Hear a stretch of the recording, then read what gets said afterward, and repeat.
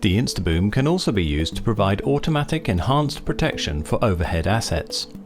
A separate laser sensor detects vehicles approaching which are above a preset height limit and automatically closes the barrier to traffic.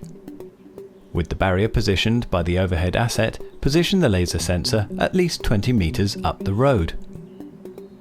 Raise the GS6 pole to the appropriate height and plug in the cable firmly. It will only fit in one way around.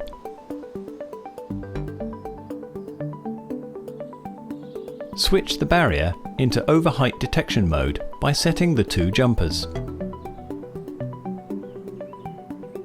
The sensor detects any part of a vehicle at the preset height and triggers the barrier to close.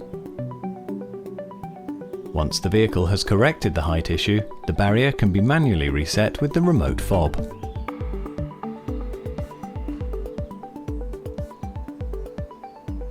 More information and reference guides can be found on our website.